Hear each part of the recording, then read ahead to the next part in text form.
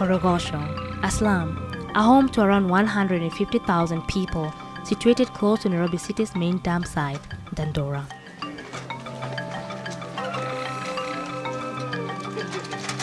This is where we find korogocho puppeteers, a group of youths determined not to fall in despair that is the norm in the slum and choose to make a difference in their lives and the lives of those around them. They have to overcome the main challenges that include extreme poverty, hunger, joblessness, diseases, and security issues to be able to put food on the table at the end of the day. To do this, they have ventured into the field of art, and with passion, they started puppetry. Today, they are out on a normal day in the field, trying to educate and entertain their fellow Kenyans regarding the matters that mostly affect them in the slum through puppetry.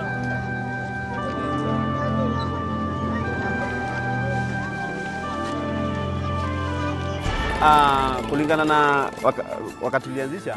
to the time we started it was due to a lot of unbearable circumstances here in Korogocho that are destructive, such as rape, abortion, and even the rate of HIV/AIDS was very high. Actually, when you look keenly now in our slum, HIV/AIDS rate is still very high. So in those circumstances, we were wondering what to do and how to do it, so that we could resolve the issue of joblessness. The youth here just said there are no jobs. There are no jobs anywhere. Everybody is saying the same thing here. So we came together as youths and started this. At first, we were performing martial arts, but later after some youths were not able to continue with it, so we came to this stage of competing. In puppeteering, we found that there is some income, because when we go to performing schools, or even just someone wants to be entertained, they hire us. To this stage ya puppetry. Katika puppetry ina income kwa sababu wakati performance kwa mashule, labda mtu anataka entertainiwa, anakuja na tuchukua.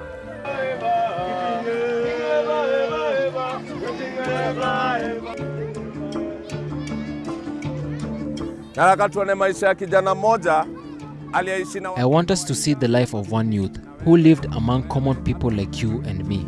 The youth's name is Karish. Karish lived in the slum just like this one. Let's see how the life of Karish was. Maisha ya Karish vile ilikuwa. So, hizo ni wimbo gani unaimba? Na tusalimia watu hii.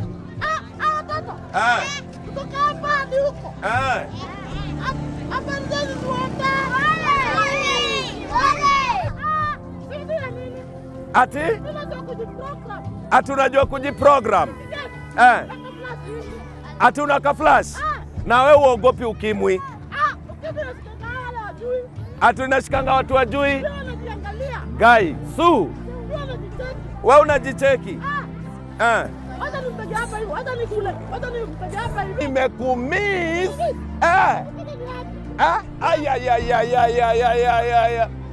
Mary. Ati unataka smunge? Mbele ya watu wote? Mbele ya watu wote? Ati macho ya chura hizi ng'ombe kunywa maji. Sawa. Kuja, lakini mimi naogopa hapa kuna watu wananiangalia. Nakupenda kabisa. Kabisa. Smunge. Sawa, songa hapa.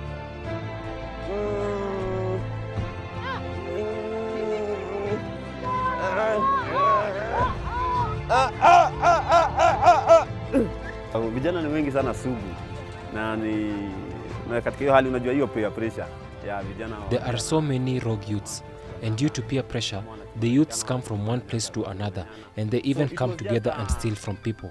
Not all youths want to live by stealing from people, so some of us came together. We were few like about 6, and later others joined 10.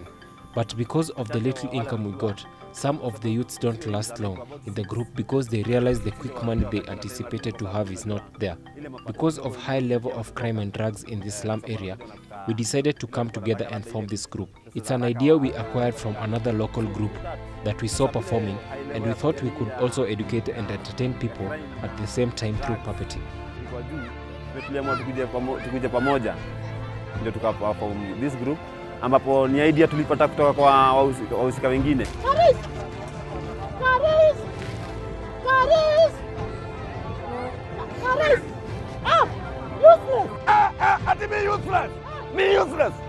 They chose this method because it's more effective than normal acting, seeing that some issues are not so openly discussed in the African culture. Through puppetry, no one gets embarrassed or crosses the culture boundaries.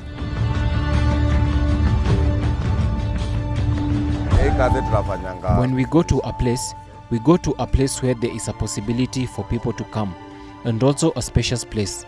And when you go to a place where they don't have that problem you're tackling in your theme, it won't make sense. Katika hii field ya art, kibiashara inatusaidia kujimudu kimaisha. This field of art, business-wise, it helps us to earn for our living. Because the situation here in our country, you find the office kind of work is very limited. So we must try to do whatever you are doing very well. Let's say like this puppetry. We really want to do it very well, so that when someone is in the field, be it at a wedding, we can also go there and entertain them. And also, if we have a theme like politics, we look for a theme that we will reach the family institution, because that is our concern. Like politics, we find that there is a person who's been elected and after 5 years he's gone. In such a situation, we try to come up with a script and perform an act of whether that person should be elected back or we should change.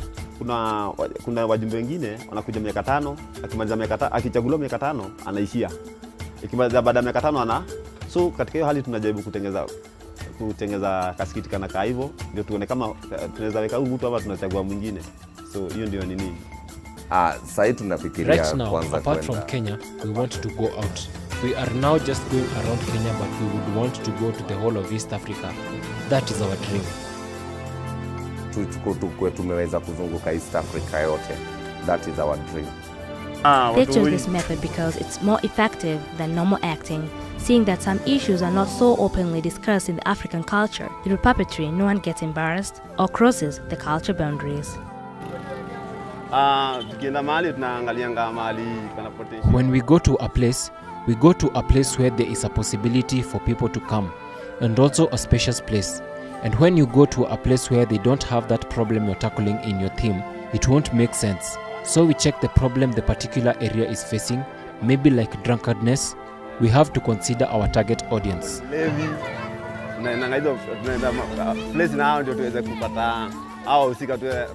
Though the conditions are harsh in this economically challenged society, this does not hinder Kokio puppeteers in their strive to educate their society and make a living at the same time. For AfriGadget, I'm Esther Benjamin.